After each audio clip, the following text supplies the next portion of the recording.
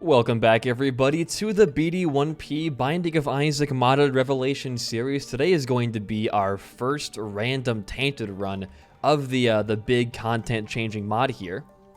I'm hoping we can get a dub here. I think we've lost like the last couple of runs we've played, but it's a hard mod, man.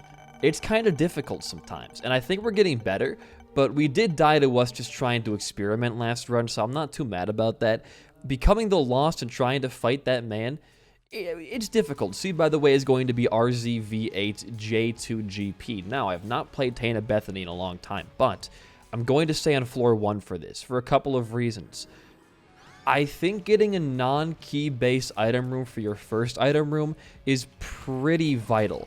But I also think if you go down to Glacier 1, you get an extra floor. So we may have like boned ourselves a tiny bit. Either way, I would argue that Burning Basement is a little bit easier than Glacier 1 regardless. So I think it's the right play to make. But what I wanted to talk about today is a show that I've watched that I have a very love-hate relationship with.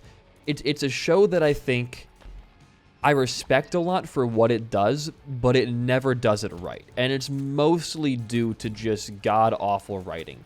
If you haven't guessed already, if you missed, yesterday's episode, that show is Titans. Now, what is Titans? BD1P viewers may be asking themselves. What kind of high art form is this man watching? Well, it's a live-action adaptation of the Teen Titans series of comics, and it's doesn't have the best reputation. Now, a little bit of a history lesson here. I'm a big DC fan, as most of you know. I really do enjoy it, and there was just a recent tragedy in the DC marketplace with Kevin Conroy passing away, the definitive version of Batman, and it's very sad. It is. He was a big part of my childhood, and a lot of everybody else's, and I think he put on the most integral take on the Batman persona. He wasn't Bruce Wayne. He was Batman. It was a very he's the perfect Batman. I'll leave it at that. We'll talk about that at some other point because I think it's a little bit too soon to his passing still to go on a tangent about how much I love Kevin Conroy. But regardless of that, I'm a big DC fan, and I was very excited when they were doing a live-action version of Titans because I really like Young Justice and Teen Titans, and both of those kind of are very, very similar things. And when they casted their roles, I was very surprised. This was back in, I think it was 2015. When they casted their roles, I was very surprised at how, well, they looked pretty comic accurate at first. The actor for Dick Grayson, I think, is a very, very, at least visually, a perfect match for the character. And I think the actor as well is really, really good. And I was cautiously optimistic. Then they casted Raven, and Raven, oh, this is pretty good, isn't it? It is pretty good. Then they casted Raven, and I got a little bit more excited because Raven, her character, she also looked pretty, no, we get an extra floor if we do Basement 1 first. We should be doing that constantly then. They casted Raven, and Raven looked like a pretty accurate depiction as well. Now, here's my hot take. I really don't think it's that fun when movies only stick to, what the comics have canonized. I think that should be a place where they can take more risks and do fun stuff with the characters. If every single movie was honoring the canon perfectly, then they'd all be the same. I think it's fun when they make weird choices and do different things, and I think it usually pisses off comic fans, but makes people like me, who have read a lot of the comics and seen all the shows and movies, makes me happy to see some changes being done. And when they casted their Beast Boy, that was kind of I'll do it. We lost a wisp, I think, or we lost nothing, maybe. I don't even know. Warm areas are smaller. Yeah, we can do this one too. We'll go 6, and then I don't want to, well, it's going to last for 2 floors, so no thank you. When they casted their Beast Boy for the show, there wasn't a big change with him. His skin is just not green. That's like all that happened. But it made me kind of think, okay, they're not going to do a bunch of, shitty visual effects to make him look green. I'm for that. Then they casted Starfire. And it's when I got really excited because I like the actress for Starfire quite a bit, but also she was heavily based off the comic variation of Starfire, not the TV show, which means they weren't just going to rehash the Teen Titans TV show, which, although it's very good, it means we're going to get some pretty interesting villains and storylines, hopefully. And I was getting pumped, man. I was like, we got a cool Starfire, a great Dick Grayson actor. Raven looks accurate. There's going to be a good dynamic there because Nightwing is shown to be older than Raven, so it's like a mentor situation. It was giving me like a big kick. I was very, very pumped for it. Then season 1 started to roll out, weekly episodes. And Dick Grayson was at odds with Batman, which is a thing we've seen quite a lot in the comics, in the Killing Joke storyline where Batman knocks up Barbara, or in Batman Beyond when Dick was not that fond of Batman again. It's something that I like a lot because I think in terms of their characters that proceeds, through whatever iteration they're copying, I think it's always the most fun to go through. Only because I don't think Dick Grayson and Bruce Wayne's personalities are meant to match. I think it almost works better when they don't, simply just because they aren't compatible. Dick doesn't want to consume his life with just crime fighting. He knows there's more to it, and he gets frustrated that Batman doesn't see that. It works. That's huge for us. Oh my lord, that's really, really good. I think it works very, very well. Now, Dick was shown to be, or Nightwing in this case, same character if you're not familiar. He's a cop in Detroit, a detective in Detroit, sorry. And I'm trying to think back. Season 1, it was a long time ago for me. But he's a cop in Detroit, a detective, and he stumbles upon Raven's case somehow. Thought we had... Oh, do we have the options for boss fights? I think we have the options for boss fights. That's a huge item still, nonetheless. Let's go fight the boss with our... I wanted to get the Chariot card, not the Death card. There you are. And he stumbles across Raven's case somehow, and it pulls him back into crime fighting. Then you find out that this isn't the first time the Titans have been a thing. The Titans were already a thing, and they disbanded because of Dick. So him finding Raven helped restart the Titans and bring back his old friends, and it kind of put this weird little piece of perspective on it, where Dick was trying to make up for his past actions. We're going to just do this. Eye drops, Cambion, Lord of the Pit is great, Black Powder is great, and Butt Bombs. Fine enough for me. I don't like too spooky. But I'll take it this time. We'll see if I can get my bearings over it a bit better. Let's go back here also and grab the Joker card and then move on down. But it put the show in a whole new light and allowed for more things to happen. You could put these older characters like Wonder Girl with these younger characters like Beast Boy, and you could have more different dynamics than we're used to with the Teen Titans brand. And I think that the mentorship training, Superboy, and training... Oh, this is such a cool room design. Look at that. You got to pop that up to get it to work. I like that a lot, actually. Mentoring these people. I think it was great. Champions, we fly, so Frozen Floor is fine. We'll go for champions. I thought I could do it more than once. I guess on between your two floors you can do it more than once. I guess is what they mean there.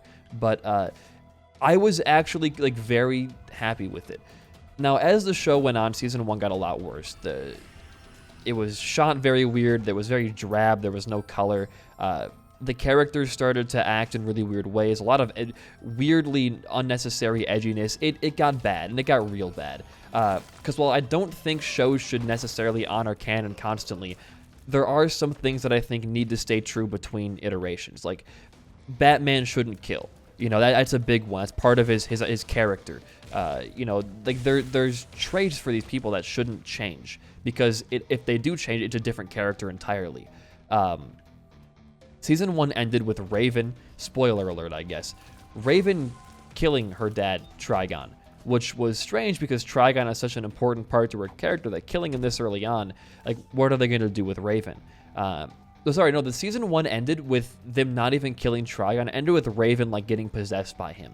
And season 2 starts, in the first 10 minutes, they save her and then kill Trigon. So it was kind of all over the place, and it was this whole thing that everyone was kind of like, why are you rushing this? You have a whole season to do stuff. And then we realized why.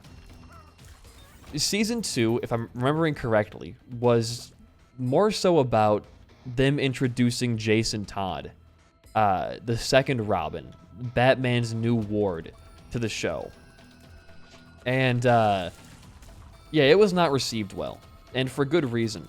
The first words that Robin mutters, I believe, are fuck Batman, in a really edgy way. I'm trying to, season 2, was that? No, season 2 was not Jason Todd, sorry. Season 2 was Deathstroke stuff, my bad. Season 3 was the fuck Batman arc. They brought Deathstroke in, and it was very bad because they ended up making his character, like, he killed his son by accident, but his son was actually alive in his head, and then his sister showed up, and they both went into his head and killed him. But now they're... Dude, when I say this is the most confusing show of all time, I mean it. I think what happens is that his son actually ended up being alive inside of Deathstroke's mind, and then his sister pulled him out, and now both him and his sister live together in her mind. It's fucking stupid, crazy, convoluted, and it makes zero sense, and they never referenced it ever again in the show. So it was completely useless. Like, there was no need for that to be in there at all. They haven't referenced it in 2 seasons since. It's very, very, very, very weird. Do I want to fight the boss right now? If we do, we get to do our Vanity stuff, so why don't we fight the boss right now?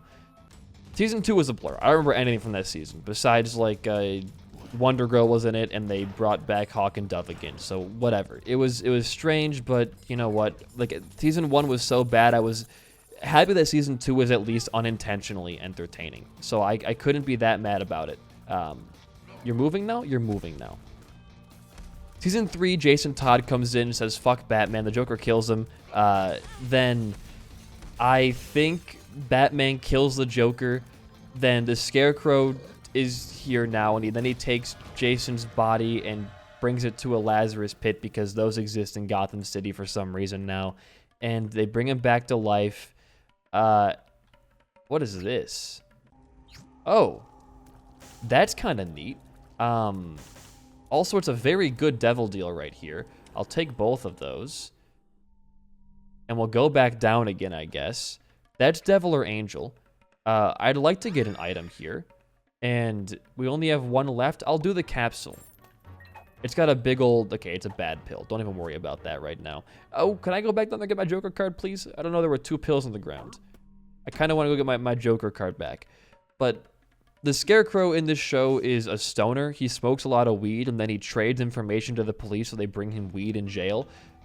Suffice to say, not a great depiction of the character. Again, it is fun when they disregard canon and make their characters more interesting, but there are changes that just don't work, and I think making the Scarecrow a stoner is one of those that really just doesn't work. And then the Joker and Jason team up and try to kill the Titans, and then Jason, as the Red Hood, because he's revived now, puts a bomb in one of the Titans' chests and blows him up, and then they forgive him, and then he helps them fight somebody else, and then he just leaves Gotham forever. You might think I'm just skipping stuff. I'm not skipping anything. Oh, also, Dick Grayson dies, but then Beast Boy turns into a bat and brings him to a Lazarus pit, and he comes back to life. But this was the same pit that made Jason so violent, so why did they do that? I get it was to save his life or whatever, but it was still weird. But to put even more perspective on that, the Lazarus pit made Jason violent, and the solution to bringing back the people of Gotham that Scarecrow killed was to make the Lazarus pit into a gas and start a storm of it so it rains down upon Gotham City and brings back all the dead Gothamites. Which, and again, I'm not making it, this is all what happens in the show. I'm not making any of this up. This is like a legitimate thing. I didn't mean to pop that. I was trying to do this, but we can pop this in here now, I guess. Sure. And you know what? I'll fight the mirror statue. Oh, I guess I have to be lost to go in here? I didn't. Oh, I have to bomb it or be lost. This is not the character I want to fight that guy as. Like, I want to get a really good run to do it. We'll go to Tomb right now, though, for you guys. Like, this is what they do. They used an object that made Jason kill one of their members to bring back an entire city of people. So, I'm as lost as you guys were. I like this one's fun. I like that one. It makes Purgatory Ghosts come after you. It's a little goofy. And we can do more perilous traps, I guess. Which I guess will spawn flies now. But that, I think, is what I'm satisfied with doing right now. But then, that was the end of Season 3, was they took down the Scarecrow, and it was very anticlimactic, because he just kind of, like, walks in there, and then the Scarecrow gives up.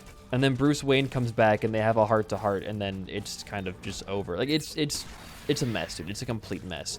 But here's the thing, is I still had fun with that season. Because they run the business model, Titans do at least, of you keep coming back just to see whatever kind of shit they're pulling this time. They're not making a good show, and I think they know that. They're too far gone. It's a good item, but I kind of think Book of Rev is a little bit better.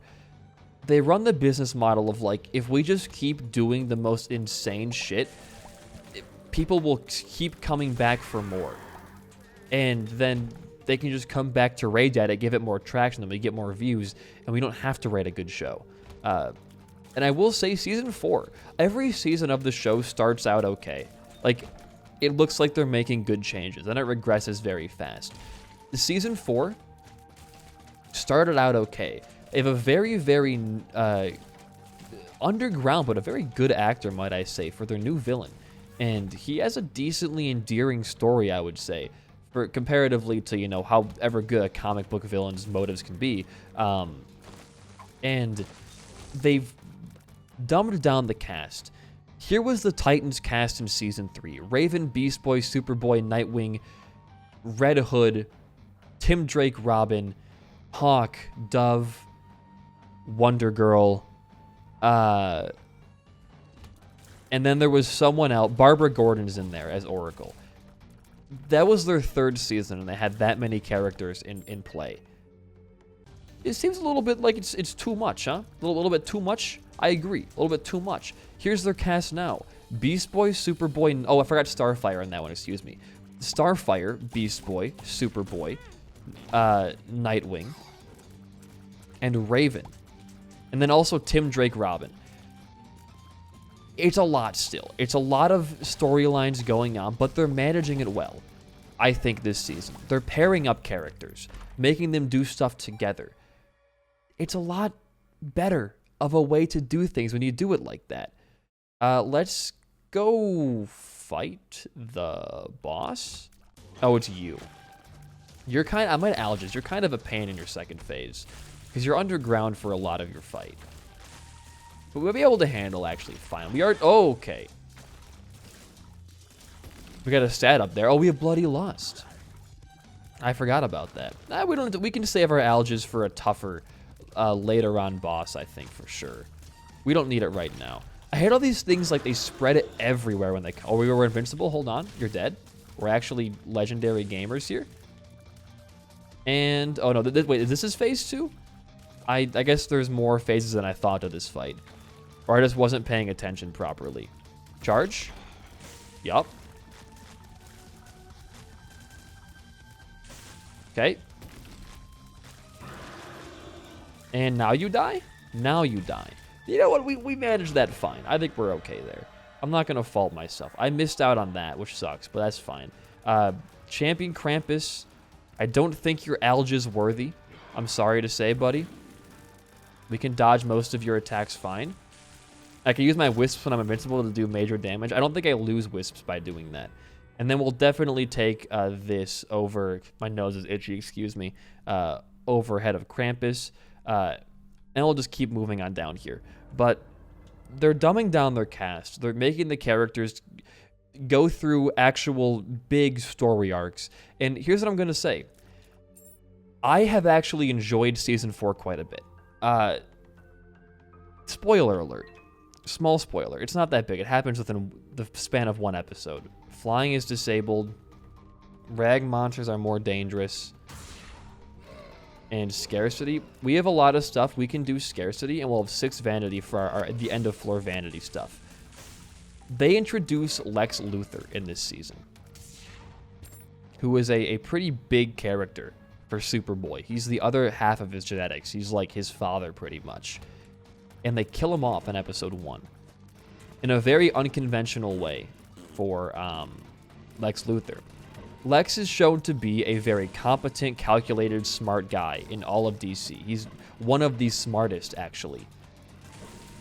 And they even say in the show, he was the only man that Bruce Wayne was ever afraid of. Pretty high margin.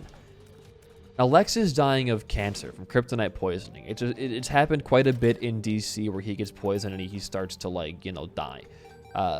And normally he tries to use Superboy's genes to help repair him because he's got, you know, part of his genetics inside of him. This time, though, he turns to dark magic, which is not a very Lex thing to do. Lex would not reduce himself to that point of being, you know, taking those kind of measures. But in this show, he does. And I kind of like that. I think making Lex desperate and instead of making him this long-running threat for Superboy, instead making him more of a means to an end for his character arc makes more sense. Because Lex dies, and Superboy feels kind of guilty. Because he gets framed for his murder. Because he dies by, like, the dark magic people, like, sacrificing him in the middle of the day so that he can, you know, give them blood or whatever. It's weird, but whatever. I like that they killed him off that fast, and he's that powerful of a character, because it not only puts the villain's power to scale and makes him a threat, but it also allows Superboy to get affected by Lex's actions in terms of his character, but not have Lex being a character on the already bloated show. He's just there dead to give Superboy more texture. I think it's a pretty good way to go about it, and it shows that the writing team, I think, is respecting the arc of their characters a bit more. I might be reading into it too much. It is just one character death, but, you know, I do think that it's a step in the right direction for Titans. And it's one that I wouldn't say I'm very, like, excited to see where it goes. But I think it's the strongest the show has been thus far. And it also helps leave room for more improvements along the way. Personally, I think this season has a chance to be really good. They're doing a Brother Blood storyline, which is I was gonna do a little bit of cheating here. Who cares? A Brother Blood storyline, which is notably pretty. Oh, you should blow up, I guess. Okay. A pretty big villain against the Titans. So, you know, if they play their cards right, and maybe they even write off or kill a couple of the characters in the show, you know, it could be better. It's never going to be a good show. You know, it's not going to be a good show. They've walked that line too much recently. But here's the thing as well. One of my favorite gags they have on the show that I think is stupid but also pretty funny is Dick Grayson has slept with every single female character who's of age in the show. So not Raven, obviously, but whenever they introduce a new female character, the first dialogue they have, I gotta do this thing, don't I, is about how they've had sex with Dick. And I think it's kind of funny because, like, Dick is kind of, he gets around in the DC universe. He's had a thing with Barbara Gordon. He's had a thing with Zatanna. Like, now in this show, he's had a thing with Starfire, Wonder Girl, Barbara Gordon, and Jinx. The only person he hasn't had a thing with, funnily enough, in Titans universe, because usually they have a small thing for a bit, is Blackfire. I think, you know what, dude? I think it's kind of funny. And I know it's not a good way to portray his character, but you know what? I think it's funny, so I'll let it slide. Oh my god, the proc right there was actually insane. That was so good for us. What's going on right here? Oh, that's going on? I'm just going to dodge this because I'm too good at the video game. And you're dead. Oh, saw blades down there. That's not very healthy. All right, this floor has just gotten harder. And then we will take the box. We will, oh, that's pretty good. Double soul heart, you'll love to see it. We're going to go in here first. Pentagram is a huge take. Don't really care about those pills right now. Let's just do our vanity stuff real fast. I'm not going to go fight the guy as the lost, not today. Some good stuff down here. Yes, very good stuff. Oh, restock works? Yo, what? Restock? That's kind of crazy, actually. It hurts, Keeper's Kin, and a little Hushy. And we can keep moving on. The Revelations floors are done on this one. We should have a victory on our hands if we're playing well here. Let's keep going. But you know what? They violate canon in such obtuse ways that I think it makes the characters interesting. I don't want to have to see the same exact, Dick Grayson storylines play out every single time. Getting this new stuff where he's maybe acting a little bit against his original character's ideals, but in a realistic way, it's fun. I would like it if more things did violate canon. I think that comic books would be a lot more fun if things were different. One of my big things that I will stand by is I don't think that Zack Snyder made good movies in the DC universe. But what I will say is I quite enjoyed his portrayal of Batman. I liked Batfleck a lot. Even though, yes, he held guns and he killed people and all this kind of stuff. You know what? Like, it was such a different take on Batman that it felt very fresh. Especially after Christian Bale's very good, but also very safe performance. I liked this new, very depressed, very broken Batman. It was fun. It's a side of Batman that you don't get to see much. I think the only time we ever actually see Batman like that is in the Flashpoint storyline. So I had fun with it. And I wouldn't be opposed to seeing more Batfleck movies. I do think Pattinson's Batman is a whole lot better. I think his version of the character is fun too. And hey, that character violates canon quite a bit as well. Batman's supposed to have this thing called Total Recall where he can remember everything, perfectly. But Pattinson's Batman wears these contacts that record his entire night so that when the night is over, you can watch what happened to him and recall details through that format. Maybe it's not Total Recall, but you know what? It adds an extra layer of... I don't want to say, like... It's not a layer. It's more so it just adds, like, an extra bit of flavor to his version of Batman, making him so obsessed with his work he never leaves the house, and all he wants to do is be Batman and do nothing else. You know what? I like it. Just fucking sue me, I guess. But I will say that I really loved seeing Batfleck, and I hope we get to see a Batfleck type thing in the future again, because Batman wielding guns and kind of showing no mercy, it was pretty badass, and it was different enough where I enjoyed it. There are times where Batman does stuff like, oh, what, huh? Why'd you do that? That I think is a bit out there. But I think Snyder did it well enough. And I'll leave it at that, because I know, like, the whole Snyder-Batman discussion is still pretty tense. There's people saying, like, Zack Snyder did awful things to Batman and he was terrible. And there's, like, the Snyderverse fans that are just constantly harassing directors on Twitter saying, restore Snyderverse. He was the best director ever, which was not true. But you know what? If you want to think that, that's great. But I think give him his shot, man. I already have Flight. What am I doing? Give him his fair shot at Batman again. Let him have his standalone Batfleck movie. Let him do it. I am actually pro let Zack Snyder make more movies, but I'm anti let him, take over the entire DCEU. That's my stance on that, at least. Oh. That's new? Oh, come on. Why is it always Mars for me, man? You know what? I'll pop these. I think it could be interesting. Window cleaner is a tier rate up, and I kind of, like, desperately needed that. Oh, we got a stars thing.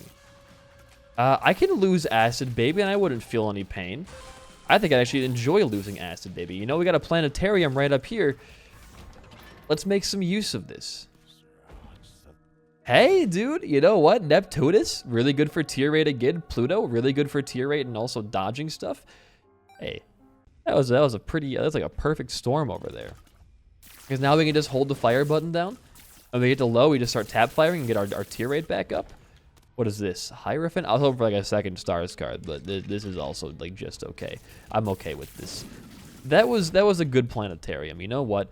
I'm actually enjoying having less mods turned on again because I'm actually seeing fun vanilla stuff. I think the issue with playing mega modded Isaac right now is that like I'm only seeing modded stuff, and Rev is that nice balance of you go to the new floors, you get a bunch of modded stuff right in the beginning of your run, then your latter half can go back to how vanilla works. I think it's fun.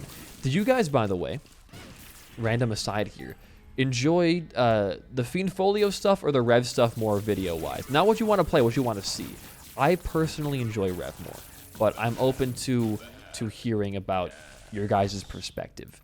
I think Rev is a lot more fun, and I think it's a bit more balanced in my opinion. And the new stuff is not overbearing. I'll probably go in depth more in like the next video for Isaac on that, but I want to know just from your guys' perspective, like what do you guys like seeing more? Did you like Fiend Folio more, or do you like Rev stuff so far more? I haven't even scratched the Rev surface, so there's still more stuff to see. So the fate's in your guys' hand right now. It is. All right, Mom's Heart fight, here we go. I'm going to pop my Hermit card immediately next floor and hopefully takes us close to the boss fight, and we can skedaddle out of here. Give me my empty vessel pop, and I can walk in there and just deal... I don't know why we're dealing so much contact damage right now. Do we have, like, Ares or something? I don't think we do, but we're dealing, like, Ares-level contact damage, it feels. Down we go. Then we walk into an enemy with our Wisps out, and they just perish. They die for good. Okay, watch this. Pop that. You know what? Pop that. Hey, pop that again. Hey, pop that again. And we'll do Hermit. And I don't I don't know where we are right now, but give the map a second to load in. I think we went in a proper direction. Maybe we'll just speed run to our boss and just... I'm going to probably Alges here because we have so many Wisps I don't really feel like losing. Oh. Hey, man. You know what? Oh, it's a random teleport on these floors. Oh, hey, the boss fight. Actually, we get to keep our Alges there and go to the boss? Dude. Things are looking pretty BD1P in this Revelations run right now. Things are looking pretty dang good. Like, watch, I'm going to do a little bit of an action here. Listen for it.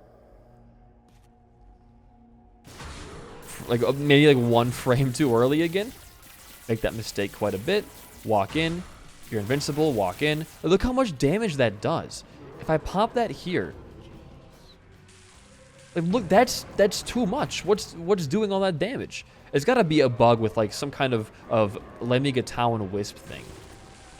We killed him in one singular foot stomp. I mean that's a little bit absurd. I don't know how to feel about that.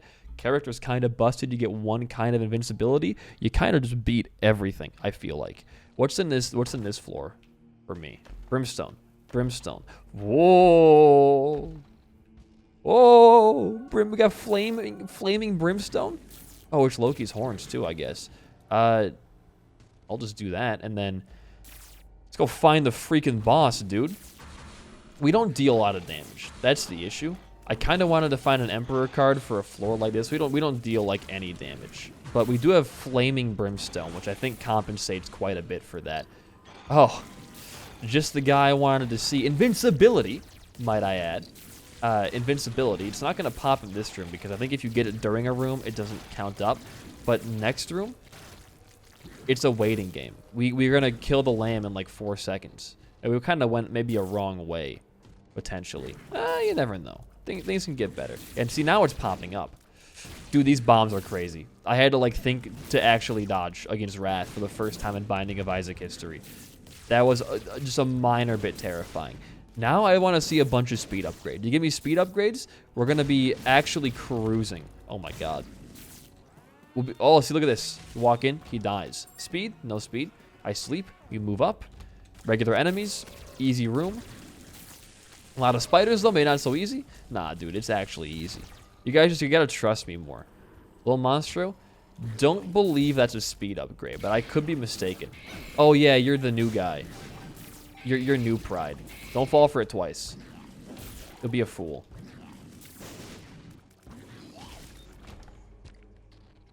Does that bring us down to 1 heart? Yay! Oh my god, that's our HP is Something's not right up there. I think the bone hearts became half spirit hearts. Huh.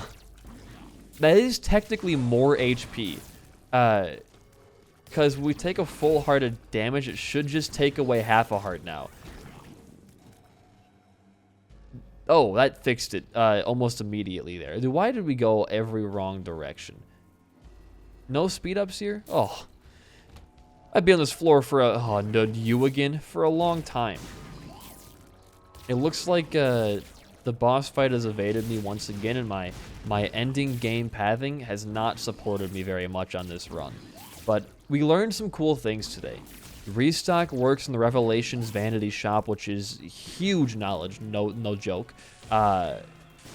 We learned that I'm actually not good at the video game based off a little bit of my play earlier on. Not speed. On those earlier boss fights, but we also lived, so who's laughing now? Not speed. And we also learned how to have a good time by disregarding current comic book canon just to put our characters in new situations. I think that's why the MCU is so boring. It's like, besides a couple of major changes to like characters like Miss Marvel, or not Miss Marvel, I guess it is Captain Marvel and who is like the little Captain Marvel, the new show that came out. I forget what her name was. I never watched it, but like there's some big canon things changed there in those shows. But I also don't think like anybody gives a shit. If you are a grown man above the age of 30 and you're like, they changed her powers to be celestial, I can't believe this. There's a couple of things I would suggest to you. The first thing is like, just get a dating app, find a woman, or a man, obviously, and do something else. Just like anything else with your time. Even if you're my age and you genuinely care that much about, like, you know, they made Miss Marvel's power celestial instead of Fantastic Four guy, there's better things you can put your energy towards. It's good to care about things and be passionate like that, but there is a definite line you have to draw with yourself. Oh, I got a little bit of speed from something there. There's a line you got to draw with yourself at some point. You can't spend your entire life complaining about how they put a woman in a Marvel movie. I mean, there's bigger things on the horizon. Global warming. They raise the price of McNuggets again. That you get mad about that instead. That's a very worthy thing to get mad about. They cost like 50 cents more, I think, or some crazy shit now. Goddamn McDonald's. Quirks? That's not what I wanted to see. There's the boss fight, though, so we win the run. Oh, Hemolacria? Oh, we're getting car battery pops. You know what? Kind of didn't realize that until just now. We were getting double items the entire time. And Tauros is also gone. But Empty Vessel can still proc. And we can also just throw Hemolacria balls and deal big boy damage. I think I might be doing... No, it's doing more than we normally would be doing, I think. Looking for that Empty Vessel, just walk in. Yeah, I mean, there's no issue there. Oh, if you enjoyed, I'm not going to void, screw that. If you enjoyed the run of my commentary, a like and a comment goes a long way for a small channel like mine. In the meantime, though, guys, I have been BD1P. Peace out and goodbye.